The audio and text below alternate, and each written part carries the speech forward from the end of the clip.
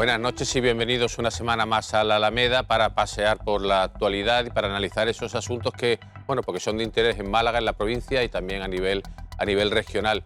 Y esta noche contamos con nuevas caras en la mesa periodística porque además de Javier Recio, buenas noches, Javier. No serán las nuevas caras, no es la mía.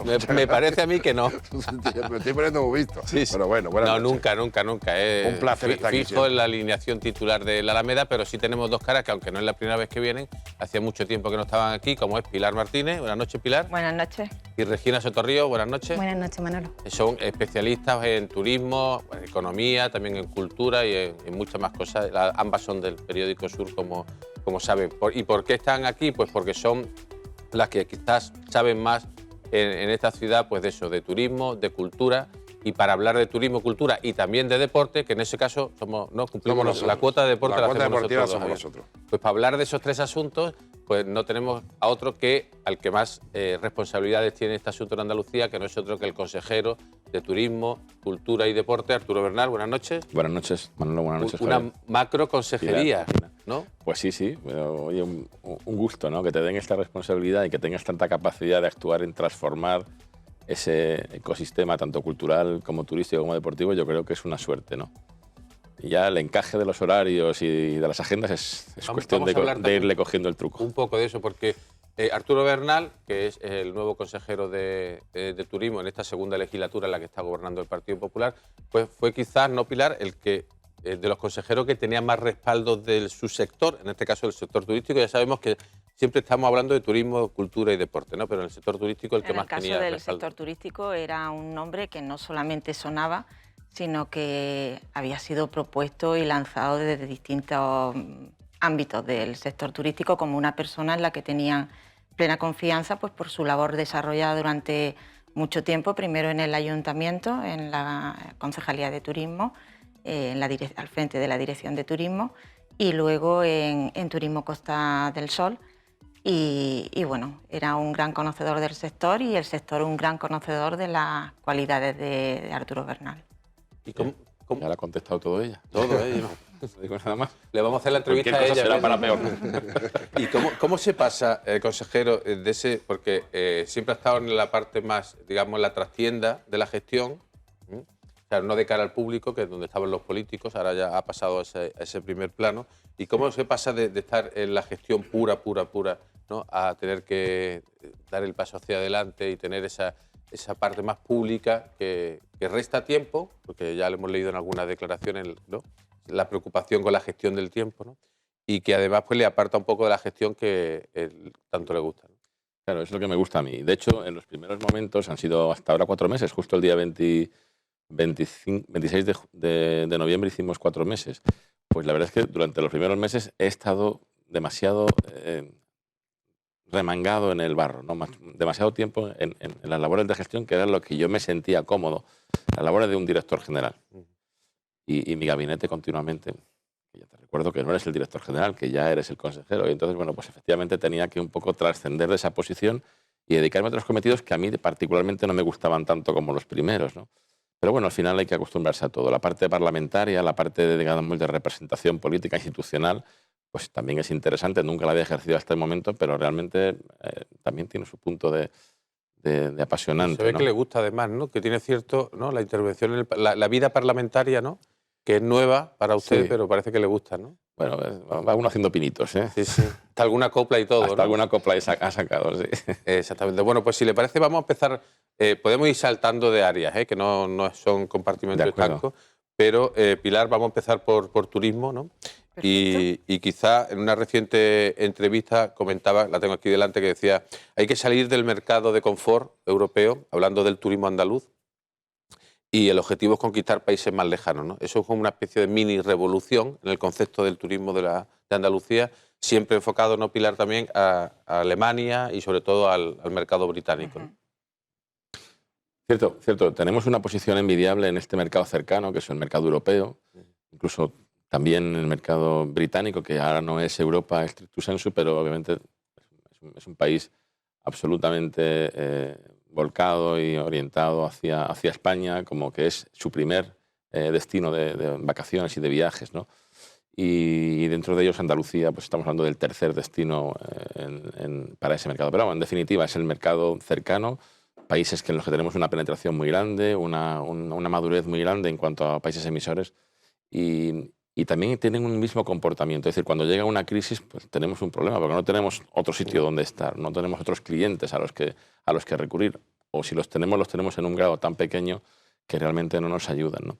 Entonces, bueno, ciertamente hay que también ver y analizar geopolíticamente cómo va el mundo y cuáles son los países de oportunidad y las áreas de oportunidad en los futuros cercanos. Posiblemente nuestros clientes de dentro de 30 o 25 años pues no hayan nacido todavía, pero esos clientes van a estar fundamentalmente en dos zonas del mundo. Van a estar en la América del Norte y van a estar en el Asia del Pacífico, y eso es lo que manda, digamos... Pues suena tan raro, me va a permitir, a escuchar a un político hablar de lo que va a pasar dentro de 20 años o 25, no, porque siempre estaba en el corto plazo, ¿no? Entonces llama la atención, ¿no?, que haga ese planteamiento. Bueno, en materia económica yo creo que hay que hacer estos análisis de medio y largo plazo. Para eso estamos las personas que tenemos que tener esa visión de largo plazo, ¿no? No tiene sentido que estemos específicamente trabajando en el corto plazo, sino en esa visión de largo recorrido. Y tenemos que poner, obviamente, las piedras ahora de lo que va a ser ese nuevo edificio, en este caso de la economía del turismo, enfocando a esas áreas de oportunidad. No es algo nuevo, es decir, estos mercados ya están siendo analizados y ya están siendo enfocados por otros mercados receptivos que son competidores nuestros, y también por nosotros, aunque sea teóricamente desde hace algunos años. No, a ver, al hilo de esto me gustaría saber, ¿cómo se consigue eso? Eso se consigue, por ejemplo, si China es un mercado que tarde o temprano ahora está muy restrictivo con el asunto del COVID, pero ¿cómo consigue la Consejería de Turismo llegar a ese tipo de mercado? ¿Eso ustedes ponen dinero, lo hacen a través de promociones? ¿Cómo convencen a las compañías aéreas para que vengan vuelos directos a Andalucía? Sí, bueno, es todo un paquete de cosas, ¿no? Hay una acción, hay una estrategia, un plan de actuación en el que obviamente nos apoyamos en los canales de comercialización. Esto es marketing. Entonces, estamos hablando de producto, hay que hacer un producto que también de alguna forma hay que adaptarlo a gustos diferentes, ¿no? Por ejemplo, los chinos no creo que vengan mucho a las playas. No es su producto preferido. Le gusta la cultura, le gustan las compras. Y en esa cultura cada vez en una clase media creciente, porque analizamos también la evolución de los países. Los chinos de ahora no son los chinos de hace 15 o 20 años, cuando empezaron a moverse por el mundo con grandes paquetes de turoperación, fundamentalmente destinados a grandes ciudades europeas y para compras, ¿no? Ahora eso también ha cambiado, ha evolucionado y tenemos otros perfiles. Lo primero es empezar a trabajar con los canales y apoyarnos en los canales precisamente para tener los primeros viajes hacia Andalucía, hacia España, Andalucía. Y estos primeros viajes seguro que no van a ser conexiones directas con las compañías aéreas, pero las compañías aéreas van a empezar a analizar también qué flujo de turistas llegan desde un origen en el país, en China o en cualquier otro país del Asia del Pacífico, porque los operadores chinos también operan en el área del Pacífico. Por ejemplo, Ctrip, que es uno de los más importantes, también tiene conexiones con otros países en esa zona que nos interesa especialmente. Y una vez que tengamos pues, que un chino o un malayo o uno de Singapur llega hacia Andalucía, aunque lo haga a través de un aeropuerto intermedio como Madrid, como Hamburgo, como Londres, da igual, empezaremos a decir, oye, que llegan 300, 400, que llegan 500 ya a la semana. Entonces, en ese momento es cuando la compañía empieza a valorar que realmente tiene que tener un avión en vuelo directo. Y esa es un poco la evolución que de forma normal y natural se hace en estos casos, ¿no? También, ¿qué promoción hacemos? Pues hacemos promociones tanto en origen y en destino. En origen, muy fácil, nos apoyamos, como digo, en las compañías operadoras allí, con los touroperadores, pero también a través de promociones directas, ¿no? Como las que se realizan habitualmente y son conocidas, de ir a las ferias o hacer fan trip o hacer press trip. Sin embargo, para la conquista de esos países lejanos, que no es la primera vez que se intenta, y sí es verdad que siempre se ha hecho con una mentalidad cortoplacista, y esa mentalidad cortoplacista para esas conquistas es imposible porque se necesita un largo recorrido, es fundamental agilizar la conectividad. El contar con vuelos directos o con vuelos que tengan cierta frecuencia es fundamental para llegar a cabo esa conquista. Sí, pero hay que partir de unos números previos, Pilar. O sea, a la compañía tú le puedes vender que tenemos excelentes instalaciones, y las tenemos. Un aeropuerto internacional como por ejemplo el de Málaga, Costa del Sol, perfectamente puede albergar ese tipo de vuelos, pero tienen que tener números, tienen que salir de las cuentas. Y la compañía dice, bueno, de momento sí que estoy viendo que llegan muchos, porque eso ya básicamente lo sabemos por información, por inteligencia de negocio podemos tener toda esa información. Llegan muchos de mis ciudadanos a este punto, Y me parece que con estas cifras ya podemos empezar a plantearlo y habrá primero una primera línea, pues como hemos conseguido con United para el aeropuerto de Málaga y Nueva York, ¿no?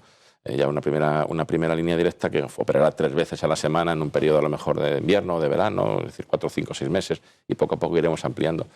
Es que eso es como se mueven las compañías. Ahora que lo ha comentado, o sea, es inevitable preguntarle por esa polémica, ya sabemos que le pareció absurda y digamos, poco artificial. Y artificial, ¿no? La polémica que hubo entre Sevilla, entre diferentes sectores de Sevilla y Málaga por el hecho de que la conexión con Estados Unidos y con Nueva York fuera de Málaga y no del aeropuerto de Sevilla, ¿no?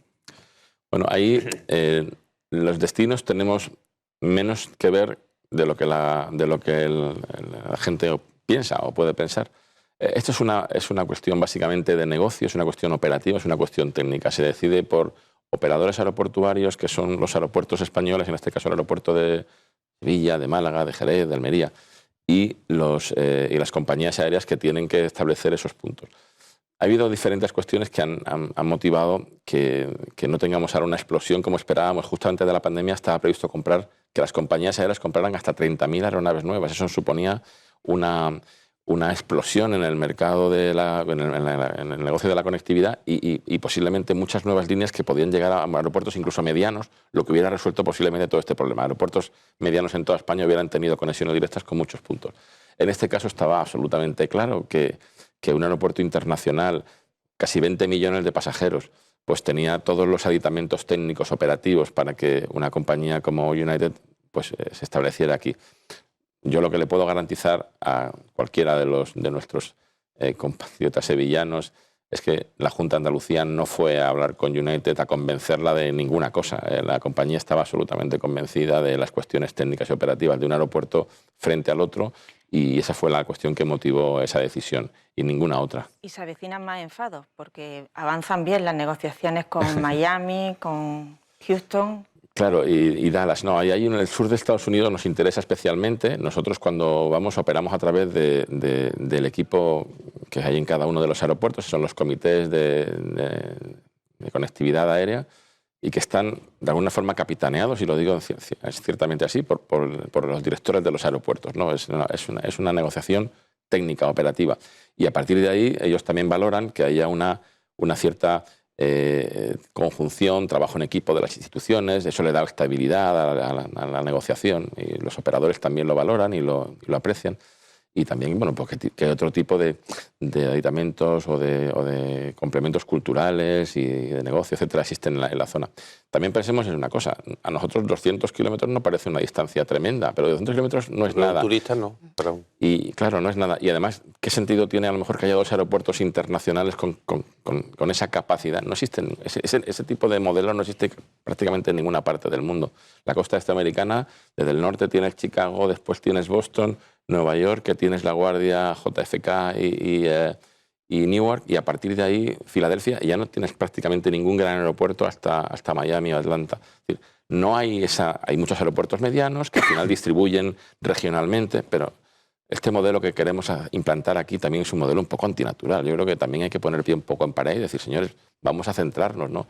No podemos tener todos un aeropuerto internacional de primer nivel, no podemos tener todos un puerto como el de Algeciras, porque ya tenemos uno, pues lo que tenemos que hacer es potenciar el de Algeciras y de olvidarnos un poco de los demás que tendrán que operar en trámites, digamos, más regionales, ¿no? Incluso de apoyo a ese gran puerto de Algeciras. Cuando entendamos eso, que yo creo que con el caso del puerto de Algeciras, que nos pilla un poco lejos y todo el mundo podemos, ¿no? Cuando entendamos eso en Andalucía, entenderemos muchas otras cuestiones, como por ejemplo dónde tiene que estar la industria aeroespacial, o por tradición y también obviamente por implantación. Y poco a poco entenderemos que esto no es una cuestión de provincianismo, esto es una cuestión de una gran región. Y cuando entendamos eso, seremos una gran región de verdad. Hasta ahora no lo somos. Y estamos todavía con los agravios de una ciudad o de una provincia contra la otra. Pero y es un gran problema. A usted le está perjudicando... Usted no es malagueño, usted nació en Huesca, si no me equivoco, sí. Aunque es malagueño de adopción. Soy malagueño de adopción. Decía Manolo Alcántara, que una vez me lo dijo personalmente, dice, pues mira, los malagueños nacemos donde podemos. O sea, que no te preocupes, Arturo, que no tú eres donde queremos, sino donde podemos. Hay otros que nacen donde quieren. Esos son los de Bilbao. Nosotros donde podemos.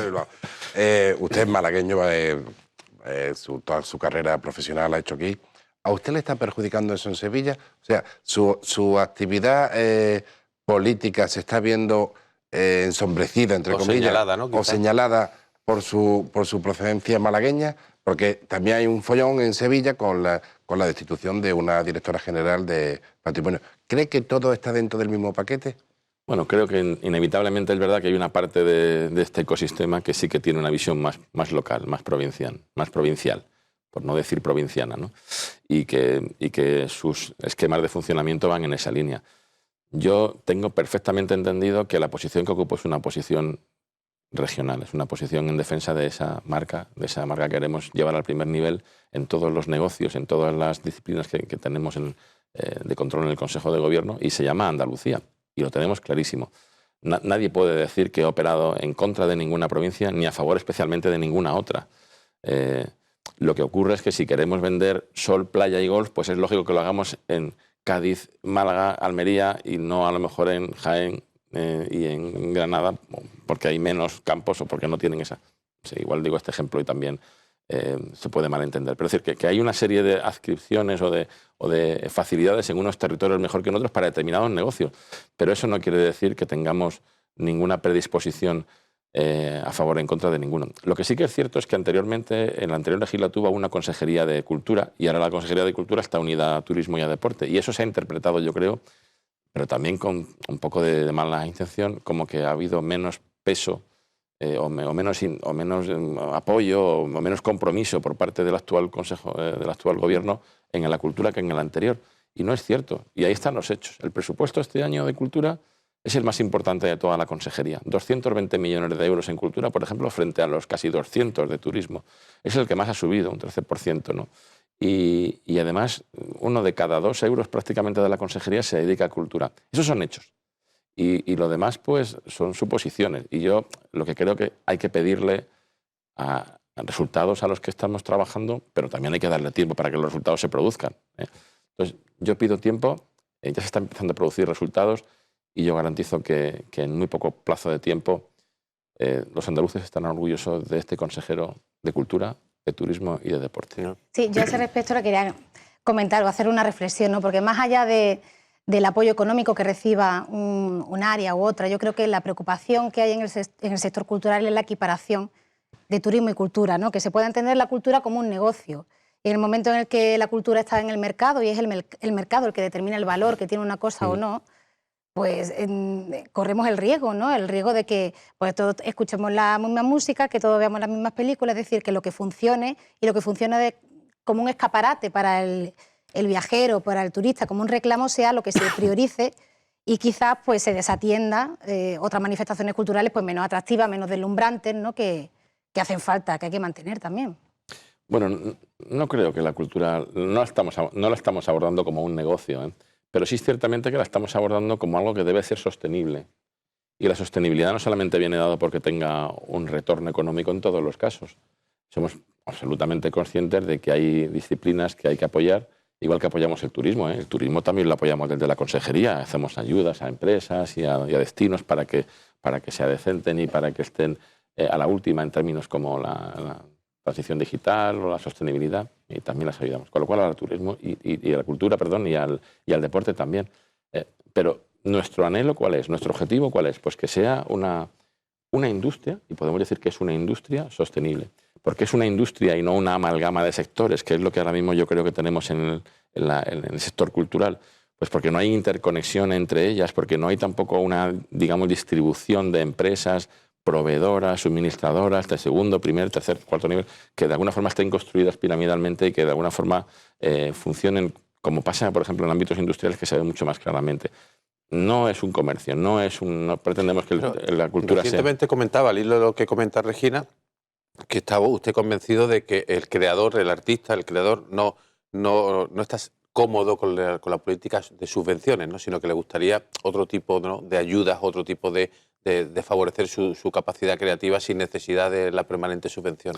Bueno, yo creo que cualquier persona, cualquier creador, cualquier trabajador, le preguntas que qué quiere hacer, vivir de su trabajo, vivir de las subvenciones, y te diría, pues yo me gustaría vender, me gustaría que lo que escribo se venda, la gente lo aprecie y lo compre, y yo creo que sí, que eso debe ser así. Hace poco, hablando con escritores, me decían, bueno, pues no diré ni nombres de editoras ni nombres de escritores, pero mi editora me acaba de felicitar porque he vendido 7.000 libros este año. Digo, pues si yo no estoy mal entendido, cada escritor de cada libro que vende viene a cobrar €1 y pico, o no más de €1,50. Realmente es que ahora es muy difícil vivir de la literatura. Claro. Y es una pena, ¿no? Entonces ayudamos a esos creadores, pero me gustaría que la visión que tengamos desde la consejería, y ese es un elemento de transformación que queremos intentar llevar adelante para que, bueno, que podamos construir a futuro también. La visión que tenemos es no estar permanentemente subvencionando la cultura, sino ayudando a que la cultura se desarrolle y que más personas compren libros, que las editoras cada vez editen más libros y que volvamos ¿No cree usted que han estado, digamos, muy cómodos en ese sentido, que se han sentido muy cómodos en el mundo de la cultura viviendo de la subvención? Bueno, yo no diría tanto, simplemente quiero decir que nuestro objetivo, y creo que el ideal, sería que cualquier creador, pintor, escultor, literato, que lo que creo que está lo que creo que cuando ellos crean algo no esperan que al final se lo tengan que subvencionar. Lo que espero es que la gente quiere comprar y quiere vender lo que hace y que los demás lo aprecien y lo compren. Pues al final, como hay que ayudar a la cultura y hay que ayudar a los nuevos creadores, nosotros tenemos una línea además de trabajo específicamente en esa línea, ¿no? de ayudar a nuevos creadores a esa cultura contemporánea, que accedan a las diferentes disciplinas artísticas, para que podamos tener nuevos entrantes en el mercado, unos entrantes que quizá van a conectar mucho mejor con esos nuevos consumidores culturales con los que ahora mismo no conectamos. ¿Y cuál es la conexión? Digo, estamos en la recta final de este primer bloque, pero ¿qué conexión hay entre el turismo y la cultura, ¿no? Porque luego hablaremos también de deporte, que también las quiere integrar no solo con cultura y turismo, sino también con educación. ¿No? Pero ¿cómo se conectan la cultura y el turismo? ¿Desde el plan director o desde la concepción del consejero? Bueno, pues, no sé, yo por mi trabajo viajo mucho y creo que además cada vez que voy a un lugar por el mundo siempre nos encontramos alguno de nosotros, con lo cual podemos decir que alguna vez hemos ido de viaje todos. Gracias a Dios los viajes y el turismo se ha democratizado tanto que todos hemos viajado alguna vez a un país en el extranjero. Y los turistas somos nosotros mismos. O sea, el turista no es un señor con pantalones cortos, chanclas y calcetines blancos que es un indocumentado mental que no entiende de nada. Perdóname, eso no es así. Tenemos la suerte en España, que no tienen en otros países, tenemos la suerte en Andalucía, que no tienen en otros destinos, de tener además de 8.400.000 personas que son habitantes andaluces, de los cuales a lo mejor 5 o 6 son consumidores potenciales culturales, de tener otros 32 millones más que vienen cada año a visitarnos y que son perfectamente personas con nivel suficiente como para entendernos. Es más, si le preguntamos a los turistas, que se lo preguntamos, la motivación del 33% de ellos es la cultura. Y de los que vienen a motivaciones quizá mucho más concretas como el sol, la playa o el golf, le preguntamos cuál es su segunda motivación y te dicen que la cultura. Yo creo que es perfectamente compatible y tenemos la posibilidad además de internacionalizar la cultura, que es un elemento, de exportar la cultura, que es un elemento muy importante, con ahorros de costes impresionantes. La vinculación y la sinergia entre la cultura y el turismo es total. Y eso no significa comercializar la cultura, ni tampoco frivolizarla, ni sacarla de esa, digamos, etereidad que parece la que se tiene que mover. La cultura ha de ser sostenible y ha de ser exportable y ha de entrar capilarmente en la mayor parte del territorio. No puede focalizarse en Sevilla y en Málaga y nada más. Y esto es un poco lo que nosotros percibimos cuando llegamos... En cualquier caso, para esos países lejanos que se quieren conquistar, o que es una de las estrategias claves de su mandato, la cultura es fundamental, es uno de los principales... Lo comentaba antes, ¿no? Porque son turistas que no buscan tanto el sol y playa como la cultura, y en la cultura podemos englobar aspectos también con el tema de gastronomía, por ejemplo. Sí, pero entiendo que no se las puede costumbres, hacer las tradiciones. Pensando solo en el turista. O sea, por ejemplo, un ejemplo paradigmático de estos últimos días, ¿no? El año Picasso. El año Picasso se está vendiendo desde la consejería, el ayuntamiento, en el extranjero, con acciones en Pekín, en Estados Unidos. Hoy ha salido, ¿no? En Estados Unidos está haciendo una campaña del año Picasso, y en Málaga aún no se ha presentado ningún evento oficial, ni siquiera el programa de actividades en Málaga, se está presentando fuera. Aquí en Málaga no sabemos en qué va a consistir el año Picasso, salvo que puntualmente alguna institución diga lo que va a hacer.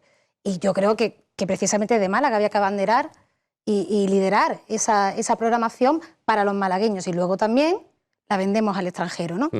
Entonces es un ejemplo de que la cultura, de hacer cultura hacia afuera y no hacia adentro. Bueno, ciertamente en este caso tenemos dos grandes, digamos, programas oficiales. Uno el que promueve el gobierno de España con el gobierno francés, otro las ciudades picasianas, Málaga, Madrid, Barcelona, La Coruña y algunas otras francesas, que tienen programas súper interesantes. Nosotros desde la Junta de Andalucía estamos trabajando en una acción muy interesante que va a llevar un espectáculo itinerante durante 3 años por Andalucía, por España y por otras partes del mundo, con Picasso, el cine, el flamenco, el ballet clásico, y con eso os podéis imaginar. Queremos tener un acto de presentación de esta campaña especialmente y va a ser realmente un hito muy importante. Pero Andalucía y Málaga, y lo presentaremos en Málaga, obviamente. ¿Cómo vamos a presentar Picasso en otro sitio que no sea Málaga? Primero se ha presentado fuera, ¿no? No, esto lo presentaremos en Málaga. Bueno, este evento en concreto. Pero también te digo, el fuera. propio Museo Picasso tiene dos grandes hitos.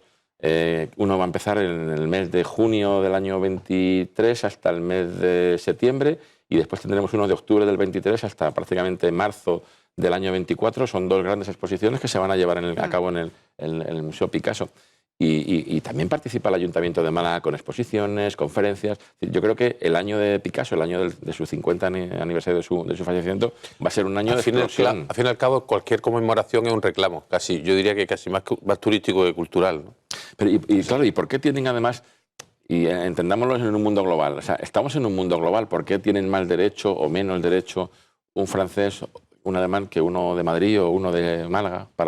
Yo creo que la cultura tiene que ser algo universal, y nuestra potencialidad es que tenemos un elemento de vehiculizar esa internacionalización gracias a que nos visitan millones de personas que están interesadas y que han venido a vernos porque les interesa lo que hacemos, lo que somos, nuestro acervo, que es como la confluencia de todo lo que somos y con toda nuestra identidad. Pues de eso vamos a insistir en el segundo bloque, sobre todo de esa cultura, que Regina quiere hablar también de la invisible, yo también, ¿no? Así que, pero bueno, de todo eso lo vamos a hacer en el segundo bloque, que continuamos con el consejero de Turismo, Cultura y Deporte de la Junta de Andalucía. Hacemos una pausa y volvemos enseguida.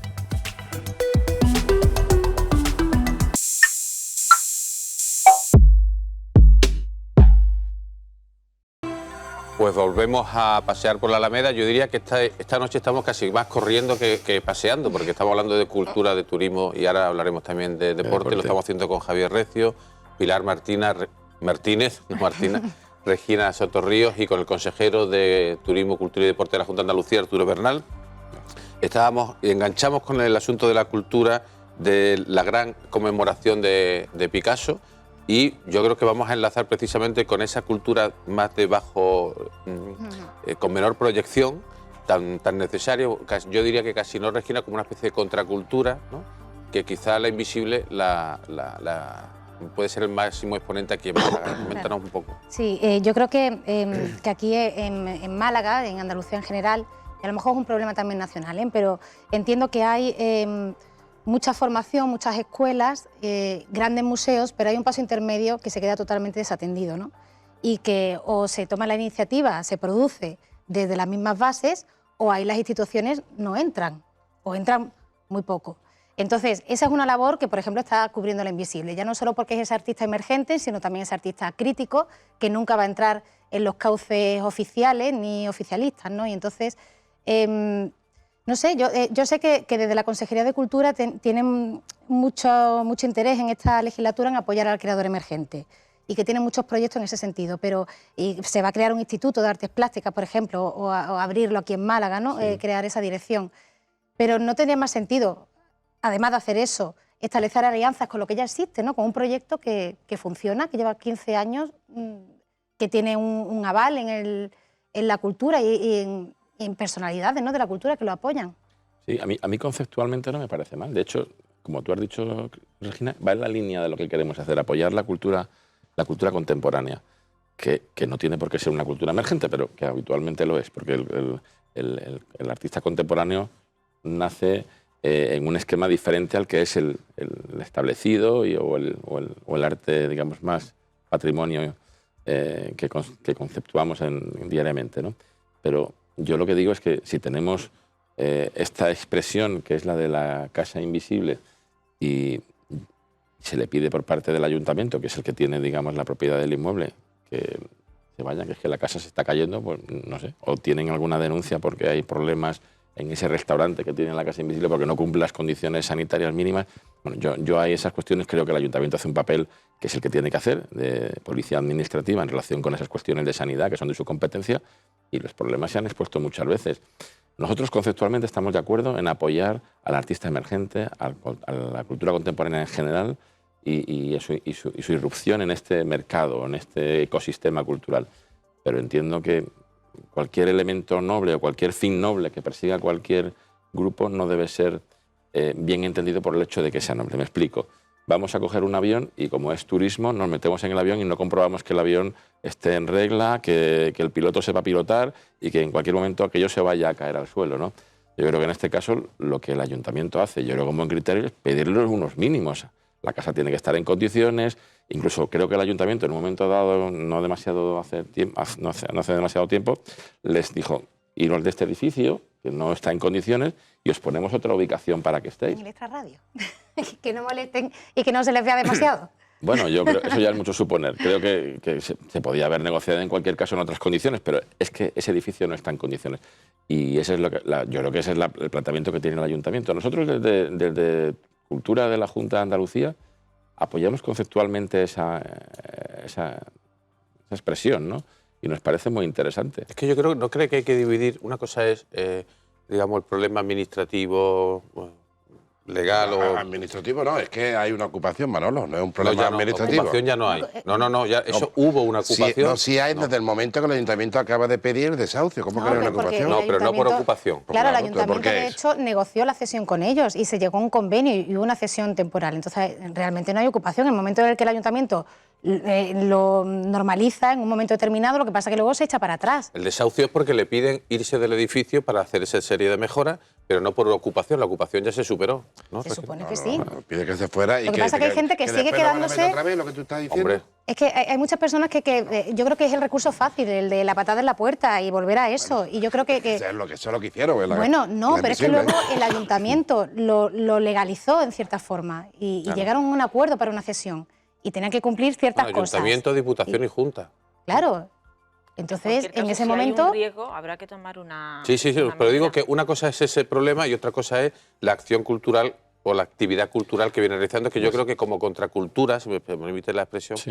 yo creo que debe haber siempre un contrapeso, ¿no? Es decir, yo creo que Rogelio López Cuenca es el máximo exponente de ese contrapeso, que es muy crítico con toda la marca Picasso, ¿no? Cómo la marca Picasso está integrada en la ciudad en todo su ámbito. Y a lo mejor lo absorbe todo, es verdad, y no deja hueco sí, para que es necesario otro... también ese contrapeso a veces, ¿no? En la cultura, ¿no? Bueno, pues Picasso, que fue contemporáneo y que sigue siendo contemporáneo, dejará de ser contemporáneo en algún momento. Y a otros creadores, ¿no? Y eso le pasó, pues no sé, al Miguel Ángel Buonarroti, pues era el más contemporáneo en su época, le pidieron pintar la Capilla Sixtina y montó un lío estupendo y tuvieron cerrada la Capilla Sixtina por muchos años porque los papas decían que aquello era una barbaridad. Eso no lo sabía yo, Javier, eso para el discurso de que nunca gustan los cambios, hasta la Capilla Sixtina nos gustaba. Porque claro, ahí era un grupo crítico. Bueno, quiero decir que todos los artistas que ahora son clásicos fueron contemporáneos en algún momento y Picasso pues algún día dejará de ser contemporáneo y tendremos artistas contemporáneos a los que hay que apoyar, a los que hay que llevar. Y además trabajo en comunidad, a mí el concepto me parece perfecto. De hecho, una de nuestras opciones precisamente es, y hemos hablado con el ayuntamiento y queremos llegar a un acuerdo con ellos, es la cesión de una parte de la cónsula para tener allí una residencia de escritores, donde tengamos 27 escritores durante todo el año en periodos de 3 meses y que vengan de otras partes de España o del mundo a contaminarse positivamente de lo que hacemos aquí en Andalucía, en Málaga en este caso, ¿no? Pero eso es esa comunidad que buscamos entre diferentes creadores, que pueden ser literatos, pero también pueden ser pintores, escritores. Al final, cualquier disciplina es muy bonita que esté siempre en conjunción, en comunidad con otras. Eso genera cultura, eso genera corriente. Y eso nos gusta. Nosotros no tenemos nada que decir a eso y me encantaría que estuvieran en el sitio que ellos quisieran y que pudieran crear libremente.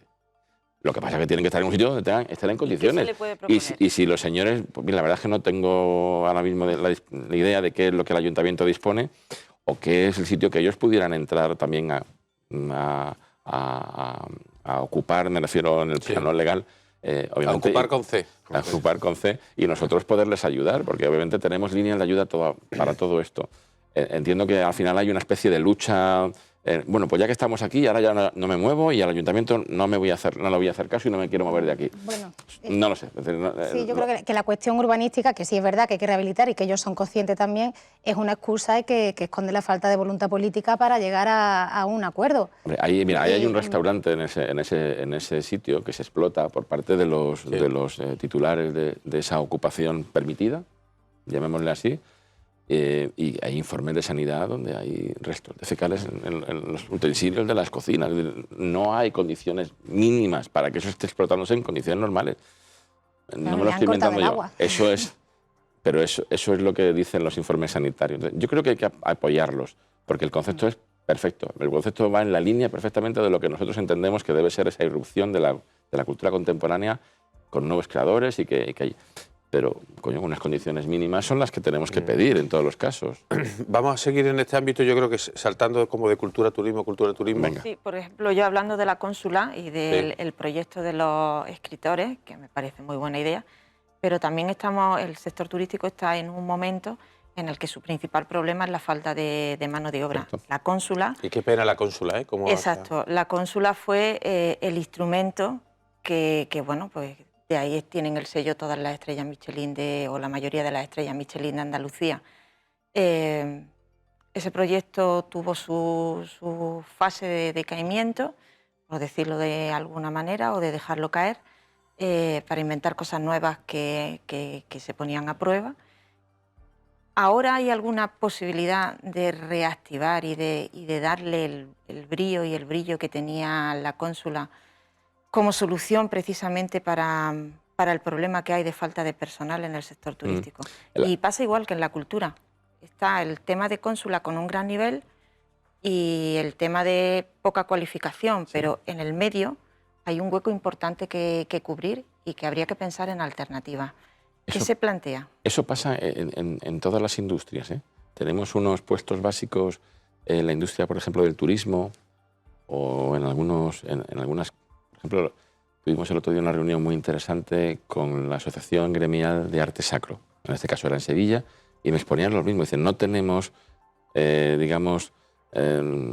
cantera para plateadores, para doradores, para los que trabajan en las tallas, los bordadores. Ya no existe esa profesión y poco a poco van desapareciendo los que ahora están trabajando y esto se pierde. Los proveedores de esos productos ni siquiera están en Andalucía, son proveedores que están en otras partes de Europa o del mundo, incluso los que están en España están fundamentalmente en Cataluña o en el País Vasco. Es curioso, es una industria extraña que tenemos que intentar reconvertir.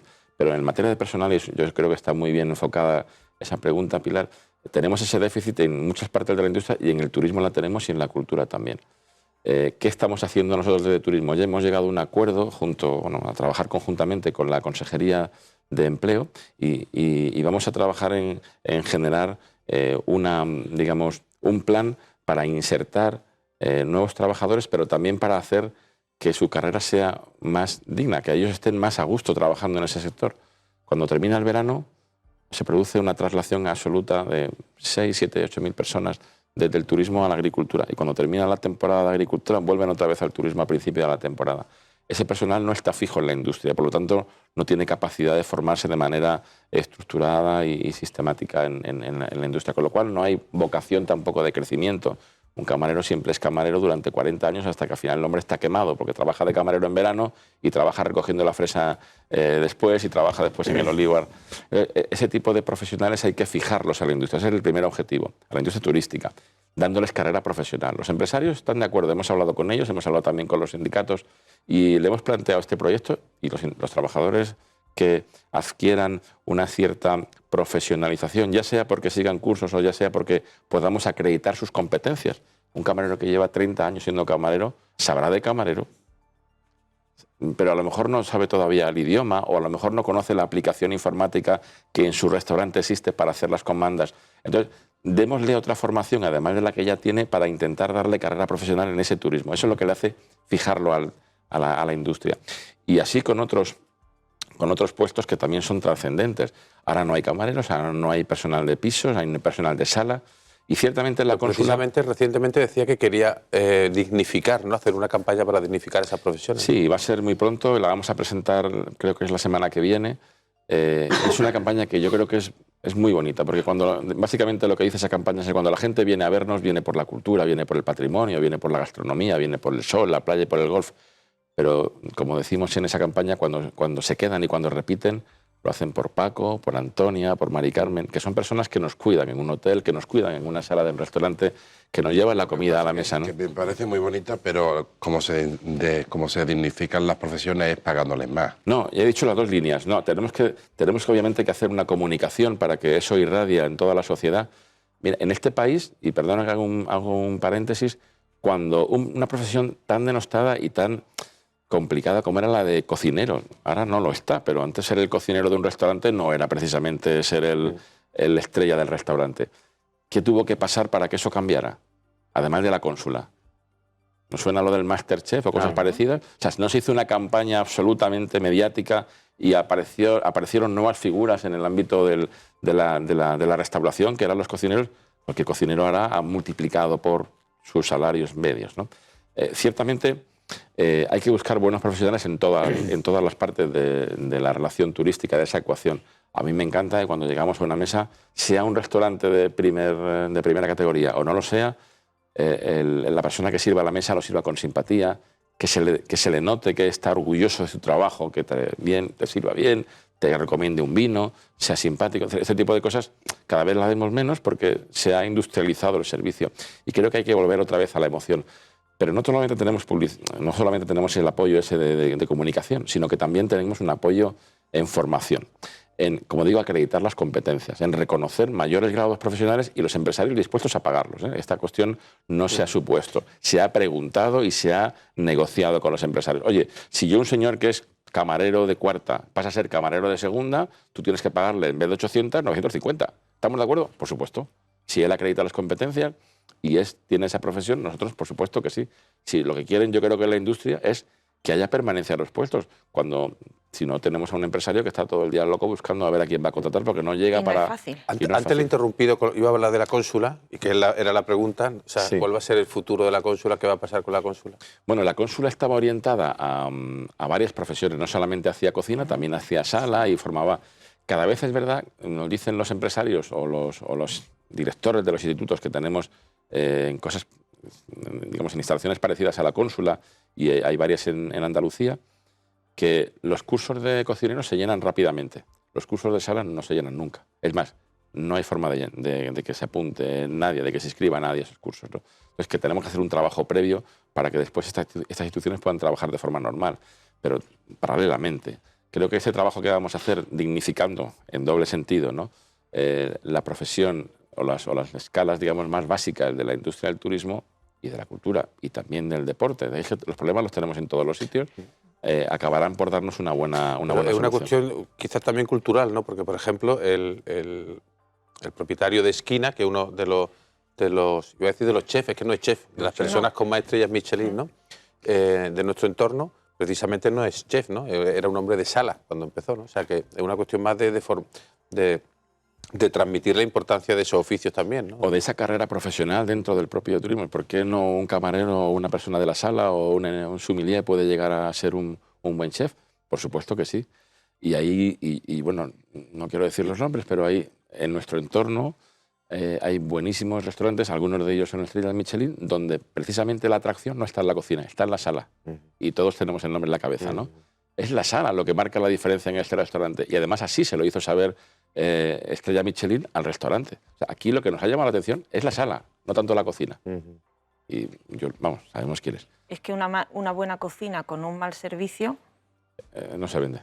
es un fracaso total. A mí me gustaría volver un poco a la cultura. Sí, el alcalde siempre ha defendido que el convento de la Trinidad albergara el museo arqueológico. ¿Cuál es su posición? Ahí han conseguido llegar a un acuerdo. El alcalde ya no pide eso. ¿Usted es partidario de que el Museo de Málaga siga junto el Museo de Bellas Artes con el arqueológico? Algo hay que hacer con ese museo, ¿no? ¿Con el de Málaga? Con el de Málaga, ¿no? Yo creo que el de Málaga es un excelente museo arqueológico. O sea, yo creo que la base fundamental del Museo de Málaga es el arqueológico. Exactamente. Es el arqueológico. Yo tengo pendiente una conversación con Iceta, que ya se le he pedido varias veces y no he conseguido todavía verme con él. Bueno, verme formalmente con él. Nos vemos con frecuencia en los diferentes eventos en los que participamos aquí o en Madrid. Pero para decirle precisamente, este museo, que tiene una base arqueológica muy importante, adolece de 4, 5, 6, digamos, grandes obras que desde vuestro patrimonio del Estado podríamos contemplar mejorar, ¿no? Dicho esto, tenemos como Junta de Andalucía una gran instalación, un gran centro que es el Convento de la Trinidad. ¿Cuál es nuestro objetivo para el Convento de la Trinidad? Es hacer un gran centro multidisciplinar de artes escénicas, también plásticas, también literarias, conferencias. Es decir, es como por emular algo, ese matadero que conocemos en Madrid, que es una explosión y una ebullición térmica, ¿no? permanente. Por ejemplo, ¿no? De la Diputación, ¿no? Por ejemplo, algo parecido a eso. Conocemos el modelo, ese modelo ha funcionado muy bien y ha dinamizado toda una zona entera de Málaga y tiene del entorno de las 400.000 visitas precisamente de esa zona de la ciudad, algo que podía ser impensable cuando se planteó, ¿no? ¿Qué nos interesa? Pues que ese centro se convierta precisamente en ese atractor, en esa visión multidisciplinar de una cultura contemporánea, donde haya nuevos creadores, donde se pueda hacer un poco de todo en materia cultural. Reservar ese centro a un arqueológico creo que es ir contra la naturaleza que tiene ese punto. El arqueológico quizá tendría sentido que estuviera en un edificio, a lo mejor en el propio centro de la ciudad, ¿no? Esa zona debe ser reactivada, debe catalizarse culturalmente gracias a... Me parece muy interesante lo que, si no la he entendido mal, usted lo que acaba de decir que el Museo de Málaga, su fuerte es el arqueológico y lo que quiere es potenciar el arqueológico. El arqueológico pidiendo, en el piezas... Museo de Málaga. El arqueológico es... Cualquiera que vea el Museo de Málaga acaba diciendo, este museo... La gran colección del Museo de Málaga es lo arqueológico. Y creo que habría que potenciar. ¿Qué piezas quieren traer de Madrid? No sé si... Bueno, o si se va a hacer por una vía formal, una reunión, dicen, no sé si... Bueno, no tenemos todavía ningún catálogo de las obras. Hay algunas que sabemos que tienen relación con... la Ley Flavia. Sí, ¿no? bueno, eso sería lo... Pero eso ya se intenta muchas veces y no... Bueno, son no se ha podido. Son tiempos diferentes, con otras personas. Al final todo esto no va de partidos, ni va de política, va de personas. Hay que volverlo a intentar. Entonces hay que volverlo a intentar siempre. Yo creo que en eso además el alcalde es un modelo de volverlo a intentar siempre. De perseverancia, sí. de perseverancia, ¿no? Le tenemos que dar varios títulos al alcalde y uno de ellos es el de la perseverancia. Yo de verdad es que lo aprecio muchísimo y también en algunas cuestiones lo sufro porque es muy intenso, nos sigue mucho, ¿no? Pero ciertamente tenemos una visión con respecto a esa instalación, que como digo, el de la Junta de Andalucía, y otra visión con respecto al Museo de Málaga, que los fondos son del patrimonio del Estado, son del Estado. Pues tendremos que trabajar sobre la base de, oye, ¿qué nos interesaría que tuviéramos de esos fondos del patrimonio en Málaga? Porque tienen alguna vinculación con Málaga. Tenemos una copia, por ejemplo, habéis estado 1000 veces seguramente en el despacho, en el ayuntamiento, del fusilamiento de Torrijos. Es un cuadro espectacular. Y eso es Málaga, eso es nuestra esencia, es el liberalismo, ¿no? Yo creo que eso, y eso debería estar, su original debería estar en el Museo de Málaga, por ejemplo. Y como ese, otros tantos. No me he puesto a pensar, ni tengo la relación todavía escrita. Pero es verdad que vamos, que es una batalla que se ha intentado luchar y librar mucho tiempo, muchas veces, ¿no? Y nunca pues no hay que parar. ha terminado No hay que parar, Regina, no hay que parar. Yo creo que ahí tenemos que optar a esa visión y yo creo que la idea es potenciar el Museo de Málaga sobre la base de un arqueológico cada vez más potente, pero sin olvidar que hay también algunas expresiones de bellas artes, de la otra parte de ese museo, que podemos cualificar con 4, 5, 6 obras bien escogidas y que el patrimonio del Estado obviamente tuviera bien de confiarnos, ¿no? Yo creo que... Bueno, de hecho, incluso el Prado está abierto, ¿no?, a una nueva política de cesión de obras, ¿no? No tanto de una tan señalada como el fusilamiento de Torrijos, que por sus dimensiones y por todo es muy complicado el traslado, pero sí es verdad que el Prado está abierto, ¿no?, a una política más laxa, ¿no?, en ese sentido. Bueno, en su día un cuadro como ese puede formar parte perfectamente del museo. Yo creo que es, como digo, cuestión de personas, ¿no? Y el Guernica vino a España y vino a Reina Sofía después de muchos años de estar en otro lugar que no le correspondía. Pero además también tener reivindicaciones. Hay cuadros que... ¿no? Y nunca pensamos que eso fuera a salir nunca de allí y ya pensábamos que aquello iba a estar ya perdido para siempre. Hay cuadros que en el Prado no son cuadros top, por ejemplo el del fusilamiento después de Velázquez, y aquí sería un cuadro gancho, ¿no?, para el Museo de Málaga. Ciertamente. Una forma de ponerlo en valor. Ponerlo en valor, porque allí... Es ese relato, o sea, ¿qué tenemos en museos como Málaga? Pues obras relacionadas con nosotros, con lo que ha sido nuestra identidad, también obviamente nuestro territorio. Yo creo que está perfectamente justificado. Igual pasa en el Museo de Bellas Artes de Sevilla, que he estado esta mañana inaugurando una exposición sobre el arte del Renacimiento en Sevilla. Cuéntanos un poco sobre... Bueno, pues realmente espectacular, ¿no? Hemos seleccionado 34 piezas para ese museo. El Museo de Bellas Artes es el segundo más importante de España en esa naturaleza. También el segundo, tenemos en Sevilla el segundo más importante arqueológico después del Arqueológico Nacional. Ahora está prácticamente vacío porque todas las piezas se han trasladado a un centro logístico de patrimonio andaluz porque se va a hacer, o se iba a hacer una obra de restauración de ese arqueológico para, pues, que además corresponde al Estado, en la propiedad del Estado, y ya hemos hecho el traslado de 700.000 piezas. 700.000 piezas. Ha costado 3,2 millones de euros. Está terminado. Estamos esperando a que ahora el Estado saque la licitación y podamos hacer la rehabilitación. Y es algo que también tenemos pendiente de hablar con el ministro, ¿no? Que hay que darle un poquito de alegría a la obra, porque si no vamos a estar toda la vida para hacer arqueológico. ¿Y qué opinión le merece la situación del Museo Ruso, que por motivo que todos conocemos, ¿no? Era quizá el gran museo que había en Málaga, quizás más desconocido por el hecho de que estuviera lejos, y lejos, ya ves, lejos son no sé cuántos kilómetros puede haber desde el medio centro kilómetro, allí, ¿no? Un kilómetro, pero es una pena, ¿no?, que por la guerra, la invasión de Ucrania, ¿no? Yo nunca entendía eso, ¿eh? Yo creo que inicialmente hubo una gran explosión contra de apoyo a Ucrania, la cultura, ¿no?, rusa, y el apoyo a Ucrania se trasladó en contrario a Rusia. Y los rusos decían, bueno, nosotros no estamos de acuerdo necesariamente con este señor, también lo sufrimos, ¿no? Y creo que la cultura, además, en esos términos, la cultura suele ser la primera reaccionaria, ¿no? La que dice, bueno, nosotros no tenemos nada que ver con esto, la cultura esta parte, ¿no? Y sin embargo, bueno, pues yo creo que aquello parece que empujamos al ayuntamiento prácticamente a la obligación de... ¿Cree usted que eso fue un error? Yo creo que fue un error. Que usted hubiera mantenido la colección aquí. Yo lo hubiera peleado. Yo creo que nadie hubiera... Quizá esperan que cuando termine todo este conflicto volvamos a tener otra vez el museo. Yo creo que eso será más complicado. Era complicado. Pero mantenerlo en este momento, Arturo, yo creo que nadie hubiera entendido que el alcalde, que el Ayuntamiento de Málaga hubiera pagado un canon, no recuerdo ahora mismo los miles de euros, al gobierno de Putin. En ese momento era impensable y hubiera tenido unas consecuencias políticas que no compensaban en ese momento. Igual sí, ¿no? Pero también se podía haber explicado de otra manera y también se podía haber actuado como que fuera un principio de esa reconciliación. Es decir, bueno, todo esto, al final la cultura tiene que ser también un vehículo no solamente para la educación, sino también para la sensibilización y también para la moderación. Al final estamos buscando personas que tengan libertad en la... Es justo reconocer que el alcalde intentó bajar la presión con el asunto de la medalla, pero es verdad que la ola, ¿no?, pasó por encima, ¿no? Era imposible... Pero además se le malentendía, parece que se malentendía la posición del alcalde y decía, oiga, vamos a parar un poco, ¿no? No, él tenía claro que como se perdiera la colección después iba a ser prácticamente imposible de recuperar, y yo creo que se podía haber mantenido en el criterio que él tenía. Yo nunca hablé con él de esas cuestiones y ya no lo hemos hecho, pero entiendo que su posición sería, bueno, vamos a intentar mantenerlo porque esto puede ser precisamente ese elemento que diga, oiga, este señor va a su bola y está montando aquí un lío tremendo, pero es que todo el pueblo ruso no es Putin y todo el pueblo ruso no está a favor de esto. La cultura rusa no tiene que ver con Putin, claro, en la obra. Mantenerlo había que pagarlo.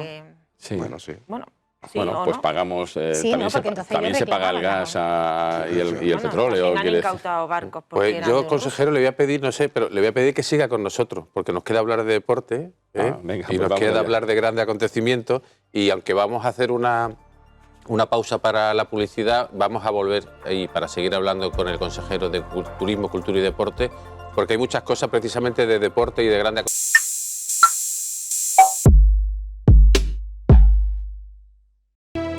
Pues estamos hablando en la Alameda de Turismo, Cultura, y ahora lo vamos a hacer de deporte con Javier Recio, Pilar Martínez, Regina Sotorrío y con el consejero de Turismo, Cultura y Deporte de la Junta de Andalucía, Arturo Bernal. Y ahora nos vamos a poner, si me permite la expresión, el chándal. No sé si los tacones también, Javier, ¿no? Pero yo no, de luego, Tú no. Pero nos vamos a poner el chándal porque vamos a hablar de deporte. Y si os parece, Pilar, podemos... te doy el turno de preguntas de los grandes acontecimientos que se están celebrando aquí en Málaga, no solo ya desde el ámbito deportivo, también cultural. Vamos a hablar también de los festivales. Cuéntanos un poco tu impresión sobre el hecho de que Málaga albergue este tipo de competiciones, la última, la Copa Davis, ¿no? A mí me parece que todo lo que sea que Málaga sea sede de grandes eventos es una forma de ponerse en el mapa, de mantenerse en el mapa y de seguir ganando terreno a nivel de turismo, fomentando el tema de la cultura y dándole vida al deporte. ¿Cuál es la posición porque sabemos que hay una estrategia en este sentido? Yo creo que el gran evento es un facilitador, es algo que nos ayuda, ¿no?, a la estrategia. Deporte, o el área de deporte, ¿qué pretende? Pues de alguna forma conseguir que la población andaluza se mueva en términos de salud y deporte. Deporte es salud. Y llevarlo a las escuelas e introducirlo en el currículum de los estudiantes con mayor número de horas a la semana es un objetivo número 1 que estamos negociando con educación, ¿no? y con formación profesional y también con las universidades, ¿no? Pronto quiero presentar un plan dentro del Consejo de Gobierno en el que hayamos consensuado con educación, asuntos sociales, universidad y formación profesional precisamente esta capilaridad absoluta del deporte con mayor número de horas. Podemos tener personas muy sabias dentro de 55 años, pero posiblemente estarán enfermas porque tendrán diabetes, hipertensión, enfermedades coronarias, etc. Creo que tenemos que introducir esto en la escuela como lo hacíamos. Yo recuerdo, y todos lo recordamos, quizás son más jóvenes, pero que empezábamos todos los días haciendo una tabla de gimnasia en el colegio. Esto que ahora nos parece como cosas de antiguos, esto era positivo, esto era bueno. Ahora el nivel de obesidad en niños es escalofriante. Las cifras que nos dan cada día o cada jueves, martes, perdón, que nos reunimos en el Consejo de Gobierno, la compañera que lleva la Consejería de Sanidad realmente es para echarse a temblar. Y no mejoramos, empeoramos, a pesar de que tenemos la dieta mediterránea. La cultura tiene que irradiarse en la parte educativa y a partir de ahí los niños educan a las familias. Y esto siempre ha sido así. Ha pasado con el reciclaje, por ejemplo. Los que más reciclan son los hijos. Y los hijos educan a los padres. Papá, pon la amarilla, la azul y la verde, y ahí tenemos que a partir de ahora reciclar y tenemos un montón de cubos de basura en nuestra casa que antes no se nos hubiera ocurrido. Y eso lo que lo han producido son los niños, ¿no? O sea, que tiene ese doble efecto. Conseguimos eliminar ese riesgo en la población infantil, que es terrible en un país, como digo, de dieta mediterránea, y que vendemos dieta mediterránea, y los niños tienen obesidades importantísimas. Y después, pues también somos capaces de educar en el deporte.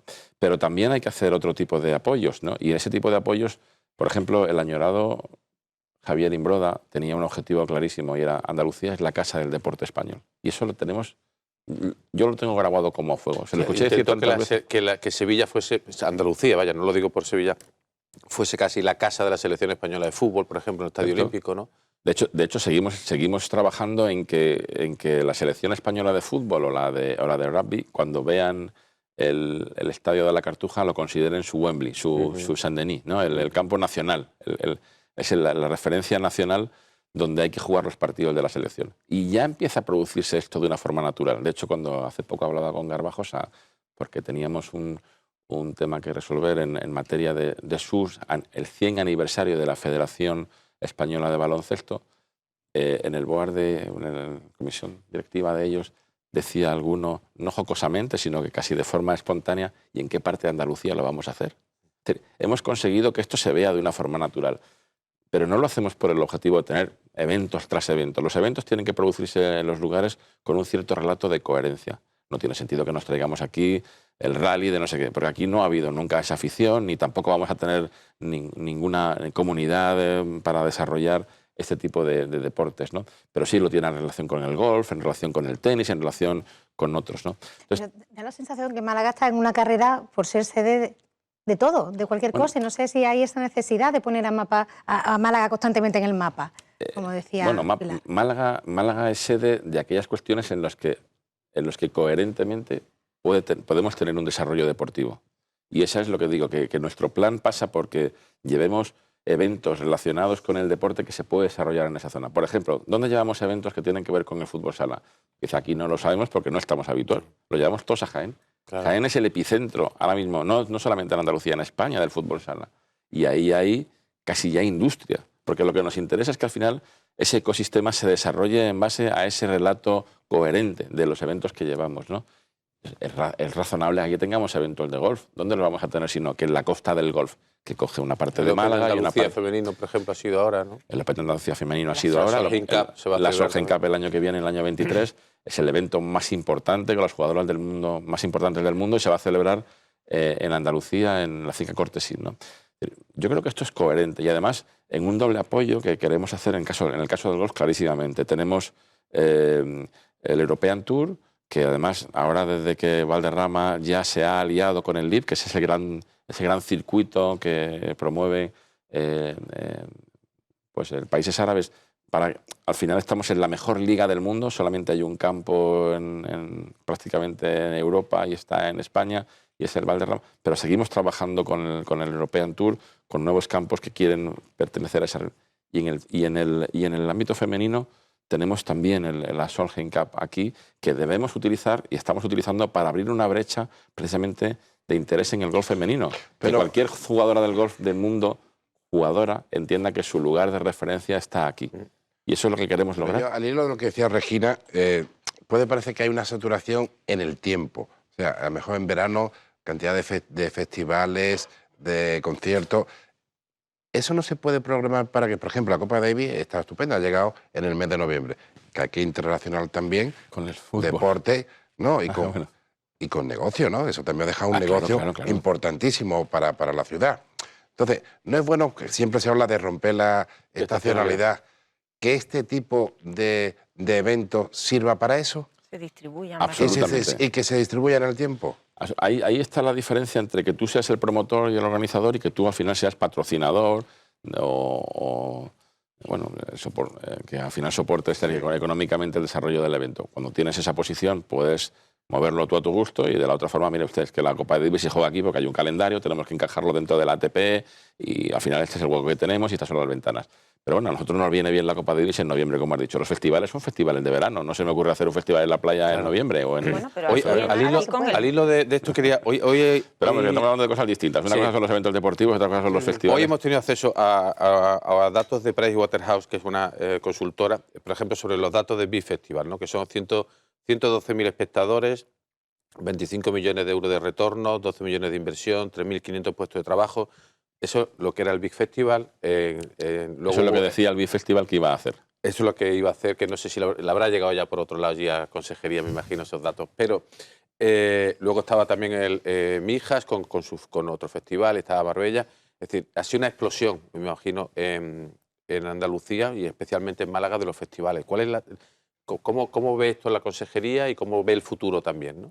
Vale, nosotros queremos tener, y eso es también algo que presentamos hace no demasiado tiempo a elegidos medios de comunicación, a los equipos culturales de los medios de comunicación. En Sevilla hicimos una presentación de cuál iba a ser la estrategia y precisamente en materia de patrocinios o en materia de cultura, primero, teníamos la intención de tener una identidad propia de Andalucía en la producción de todos los eventos y de toda nuestra estrategia. Es decir, Andalucía tiene que tener una producción propia, tiene que actuar como promotor de eventos, no simplemente esperando a que le lleguen diferentes promotores, y aquí pongo 10, aquí pongo 5, aquí pongo 8, y así vamos funcionando en una visión de apoyo a la cultura que al final no te lleva a ningún sitio. Hay que ser capaces de promover y de organizar y precisamente de gestionar tiempos y espacios donde quieres ir en cada momento, en cada territorio. Y igualmente lo hacemos con el resto de patrocinios.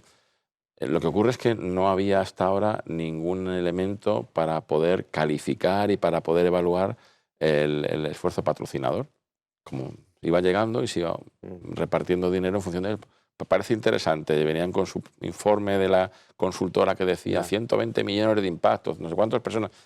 Bueno, pues esto obviamente hay que analizarlo objetivamente, profesionalmente. Tenemos un equipo ahora recién creado dentro de la consejería, que está terminando ya ese documento que va a ser el de análisis y valoración de patrocinios para ver si realmente interesa el evento en ese momento y con esas circunstancias, y si no, pues obviamente no se va a apoyar. Y se han hecho muchos hasta ahora que pueden decir, hombre, todo aporta, y ya estamos llegando a la conclusión de que no todo aporta. Al final llega un momento en que hay una acumulación tal de eventos que no tienen muchas veces ningún sentido, o que no es el momento, o que, mire, aquí 5 kilómetros más allá hay otro festival exactamente igual, y están entrando hasta que en competencia. Ciertamente en un destino como este, que es capaz de atraer en un verano 4 o 5 millones de personas, pues tener una base de ocio suficientemente grande, pues también le aporta interés, ¿no? Pero es verdad que también hay que conjugar también ya a partir de ahora, y todo el mundo lo entiende, otros elementos como por ejemplo la sostenibilidad. Y tenemos que generar un modelo también de turismo sostenible. Y esto no parece que sea muy sostenible. Entonces es mejor trabajar con criterios objetivos y decidir en qué caso, cuándo quieres hacer un evento y si lo vas a patrocinar o no. Nosotros no podemos oponernos a que un privado monte un evento y haga lo que quiera. Lo que sí que podemos hacer es no intervenir soportando financieramente los costes, porque entendamos que es una oportunidad. Cuando entramos en un evento es porque ese evento nos da conocimiento de marca, nos da proyección internacional, o nos da proyección a la cultura, o nos da proyección al deporte. Es decir, En el caso del Big Festival sí hubo una gran aportación del anterior, digamos, el anterior ejecutivo, ¿no? ¿Lo va a mantener este nuevo ejecutivo?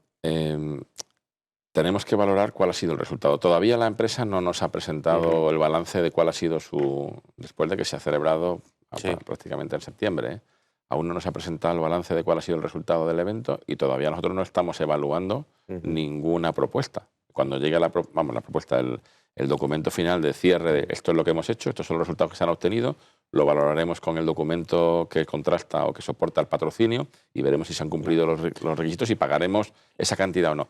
Y en términos de futuro lo analizaremos, como le digo, con ese Pero no, resulta llamativo, no sé qué vosotros qué pensáis también, resulta llamativo la confluencia, o sea, de grandes conciertos en toda la Costa del Sol, que estaban todos llenos, que es lo más llamativo Se de ve todo que hay esto, un público para eso, ¿no? Está claro. Y que incluso... Y muchos turistas también, muchísimos. Muchos turistas, sí. Eran mayoritarios. Bueno, yo creo que el turista cuando viene a un destino como la Costa del Sol, también pasa en la Costa de Cádiz, también hay otros, el Concert Music Festival, que también se promueve. En Sevilla también hubo uno, en la Plaza de España, ¿no? Pues todos estos al final acaban haciendo, digamos, oferta de ocio en determinados momentos que ya se quedan fijas en el calendario y promueven un tipo de turismo que va a ese tipo de Es que es llamativo, y le voy a hacer una pregunta que, porque esta conversación la hemos tenido y me llamó mucho la atención, que el turista andaluz es casi el más importante, si no decir el más importante para el turismo de Andalucía. ¿No? Es decir, porque el que en tiempos de crisis sigue yendo, el que garantiza un volumen, ¿no? Y en esa conversación, en eso justificó precisamente su rechazo a la tasa turística, ¿no? A la implantación de una tasa turística, porque decía, ¿por qué a los andaluces le vamos a tener que cobrar, ¿no? Por venir aquí? Era uno de los argumentos. Uno de los argumentos, ¿no? Entonces, ¿por qué era un argumento poco visto, ¿no? Digamos, exactamente, era novedoso, ¿no? No, pero claro, se habla de la tasa al turismo y volvemos otra vez a eso que decíamos al principio, ese turista, un señor con pantalones cortos que habla que no le entendemos, calcetines blancos con chanclas. Esto, señor, no es el turismo somos también nosotros. En Andalucía teníamos aproximadamente un 40% de los que nos habían visitado en el verano habían sido andaluces y se habían alojado a los hoteles de Andalucía. Entonces, si seguíamos adelante con un proyecto como ese de cobrar un impuesto a los turistas que se alojaban en los hoteles, ¿qué hacemos con los andaluces? ¿Les cobramos un impuesto? Lo digo porque parecía que el impuesto era inocuo, que solamente iba contra personas que no conocemos y que por lo tanto podemos maltratar, ¿no? Yo creo que hay que ser coherente con los pensamientos. Este gobierno es un gobierno que lleva 6 leyes, 6 reglamentos para bajar los impuestos. Entonces no podemos colocar impuestos porque esa no es nuestra forma de entender la interacción o la intervención del Estado en la economía.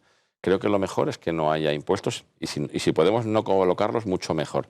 En este caso no tiene nada que ver con lo que yo pienso y lo que piensa una gran parte del gobierno, en el sentido de que las ciudades están mal financiadas, ciertamente. Sí, el municipalismo, ¿no? Del que tanto habla el alcalde, ¿no? Y tienes razón. Y el alcalde, cuando yo estaba en el ayuntamiento, antes de estar en turismo, estaba en Hacienda.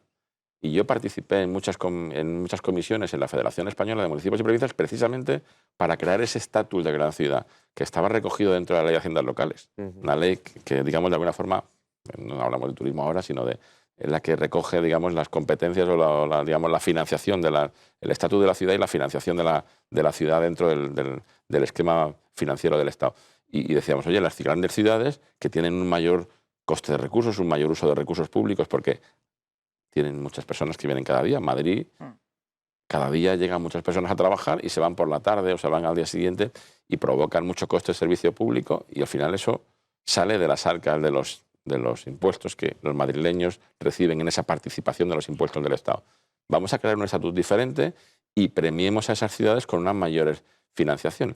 Algo se hizo, pero no fue suficiente. De hecho, hubo una serie de impuestos que se empezaron a repartir a las grandes ciudades para completar esa financiación. El impuesto especial de hidrocarburos y creo que el del juego también derivó una pequeña parte de la recaudación, pero no es suficiente. El turista cuando llega a una zona, y hice el estudio en Sevilla porque me lo pidió el alcalde de Sevilla y se lo hizo así a grandes números. Digo, mira, los que han venido a Sevilla, según tus datos, con la estancia media, el gasto medio, aproximadamente lo que han pagado de IVA solamente los turistas, solo los turistas, en torno a 189 millones de euros. Con que solamente se le diera al alcalde el 3% de esa cantidad, ya tenía mucho más de lo que él pide como la tasa turística, que no es una tasa, que es un impuesto. Lo cierto es que hay que dotar a los ayuntamientos de esa mayor financiación, pero los impuestos no son la solución. Los impuestos suelen ser siempre el problema. ¿Y usted teme algo que yo creo que, iba a decir gracias a Dios, ¿no? Que no se está sufriendo aquí en Andalucía, que es ese rechazo al turista, ¿no? O sea, es verdad que aquí en Málaga ha habido alguna vez algún que otro pequeño movimiento. pero digamos, ¿qué opinión tiene sobre cómo evitar que esa ahora mismo es casi imperceptible aquí en Andalucía, pero que crezca, ¿no? Como en otras ciudades, ¿no? Bueno, en la Gran Andalucía hay muchas formas diferentes de gestionar el turismo, ¿no? Y el turismo es diferente en una ciudad como Sevilla o Málaga, que ya son ciudades culturales con núcleos, centros urbanos muy cada vez más demandados y donde además tenemos el añadido de la vivienda turística como fenómeno nuevo, que también lo ha venido un poco todo también a distorsionar. Pero que no debe ser la solución, no debe ser prohibir y quitar. Hay que intentar gestionar y regular. Hay una nueva norma, ¿no? Estamos trabajando en un nuevo decreto. Cuando llegamos y encontramos el que estaba ya avanzado y que incluso había pasado una fase de comunicación con empresarios y demás, no nos gustaba. Básicamente porque no tiene en cuenta algo importante, que es la nueva regulación europea que está ahora mismo en tramitación, ¿no? Y sobre todo algunos otros informes que hemos tenido la posibilidad de ir recopilando y que nos dicen pues, precisamente cuáles son los mejores modelos de gestión de vivienda turística en otras partes de España. Pero ahí yo creo que no los mismos problemas el que tiene Jaén en el interior que la Costa del Sol o que Sevilla o Málaga particularmente. Entonces hay que regular con un poquito de conocimiento de la situación y nunca regular en contra de nadie. Nosotros tenemos la competencia en calidad turística, en calidad del servicio turístico. Lo que tenemos que regular es para que al final la calidad de alojamiento sea la mejor posible.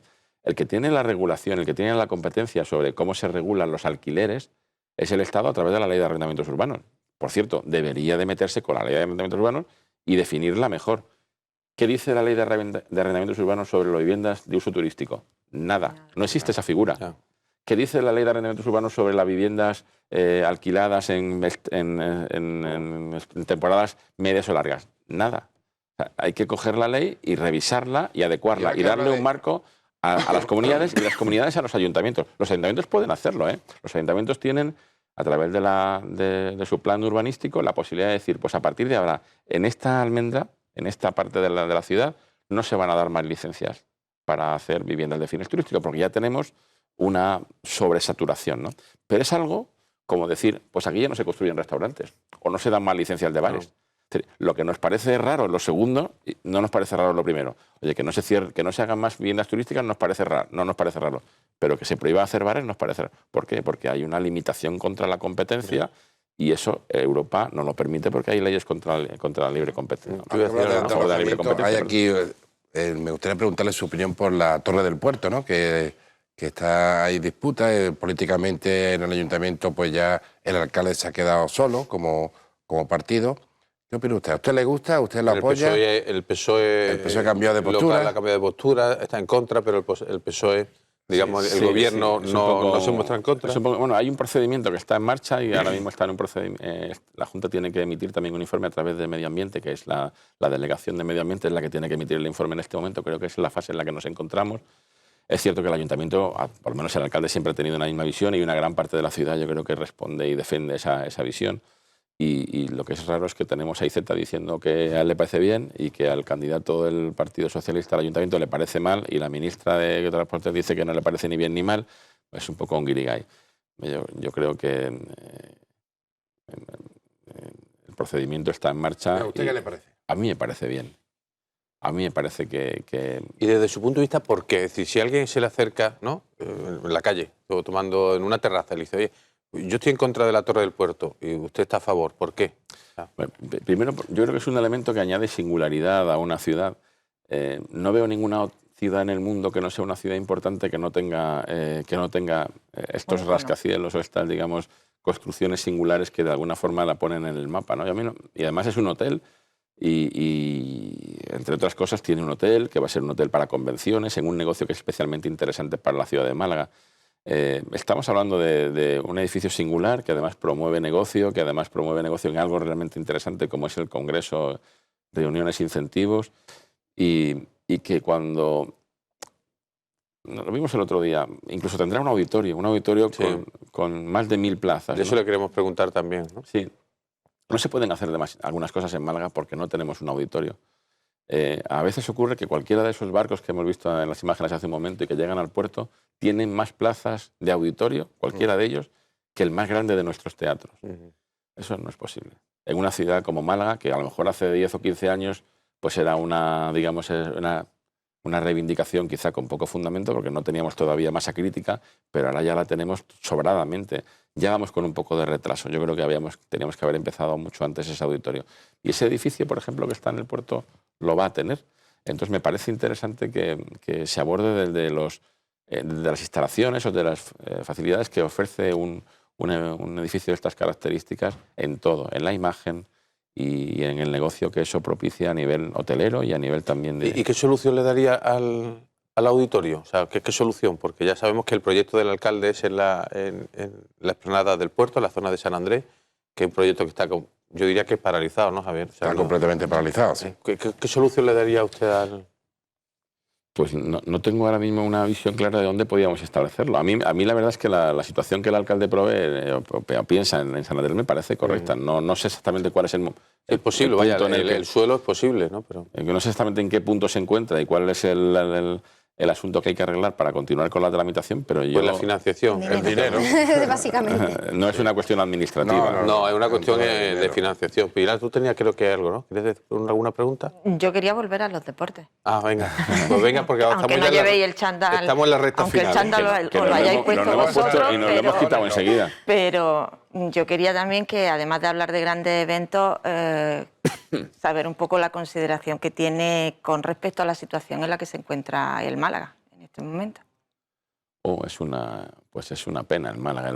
Una ciudad como Málaga debiera tener un equipo pues, en primera división, ¿no? Y es una pena que estemos en estas circunstancias. La verdad es que también el equipo que tenemos y que hemos tenido a lo mejor mala suerte incorporando a muchos nuevos jugadores en este momento y no se han terminado de acoplar, hemos cambiado de entrenador. La verdad es que todos acaba siendo una tormenta perfecta y no levantamos cabeza. Bueno, el último partido lo hemos ganado y creo que puede ser a lo mejor ese aliciente, ese acicate que necesita la plantilla para empezar a funcionar. A veces basta con un detalle como este para que todo cambie, pero ciertamente estamos en posiciones muy complicadas y esperando a que termine ese procedimiento judicial que no acaba nunca de terminar y que nos desespera. Claro, es que tiene al Málaga enredado en una situación que no puede hacer nada, ¿no? Porque compradores del club hay...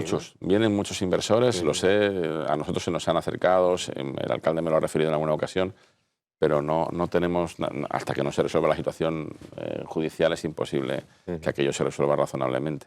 Mientras tanto, pues aguantar en la posición en la que estamos, intentar quedar lo más alto posible en la tabla para no descender de categoría y resolver el procedimiento cuanto antes. Creo que además debemos instar también a la justicia que entiendan que este es un problema que trasciende de un expediente meramente mercantil. Claro, no es uno más. La jueza decía que era como un caso más de todos los que tiene, ¿no? Pero no es un caso más porque yo creo que trasciende. Al hilo de ese comentario creo que he hecho yo el mío, no es un caso más. Es un caso de interés general muy importante y está claro que un equipo de fútbol como el Málaga no solamente es un elemento deportivo en la ciudad, estamos hablando de un elemento de gran economía que aporta y cataliza mucha economía y también deporte. Tener un equipo en primera división hace que los chicos también estén motivados en jugar al fútbol, en estar en las escuelas de fútbol, es decir, todo lo que ya todos entendemos que supone un equipo como el nuestro en primera división. Pero tiene mala pinta, ¿no, Javier? Bueno, con todo lo mal que estamos a 3 puntos de la salvación. Ya esa es la alegría del pobre, ¿no? Estamos pendientes solo de lo que es intentar salvarnos, ¿no? Pero el procedimiento además se fía muy a largo plazo. Eso, ¿no? Primero que nadie compra un pleito, eso está claro, eso es una norma básica, que ¿quién compra un pleito? Absolutamente nadie. Y después que todavía queda, claro, los recursos, eso le quedan 2 o 3 años en el mejor de los casos. O sea, porque por un lado está el tema penal, que es la instrucción se está cerrando ya, pero queda el tema civil, que está en recurso ahora en las instancias superiores. Entonces, bueno, eso tiene mala pinta. Con esta pequeña nota triste del Málaga, digo. ¿Me gustaría preguntar una cosa? Pero muy rápido, Javier, porque... ¿Hace usted deporte? 30 segundos. Yo hago deporte. Ahora, por una cuestión particular, tengo que hacer poco ejercicio. 10 segundos. Pero yo lo que hago es que camino mucho y después siempre el último kilómetro corro. Bueno, a ver si llega a los 2 kilómetros. Y después serán 2 kilómetros, efectivamente. Pues le ponemos RT. La próxima vez que venga a la Alameda dirá, no, ya voy por 10. Voy por 10. Bueno, muchísimas gracias, consejero, por acompañarnos en este largo paso por la Alameda. Gracias, Regina, Pilar y Javier. Y especialmente gracias a todos ustedes por acompañarnos en esta en este paseo por la Alameda basado en el turismo, la cultura y el deporte. Así que esperamos haberle informado, que es la misión que tiene este programa, que ya saben, producido por 101 Televisión y el periódico Sur, y que le invitamos a la próxima edición, que no será la próxima semana, sino la siguiente. Bueno.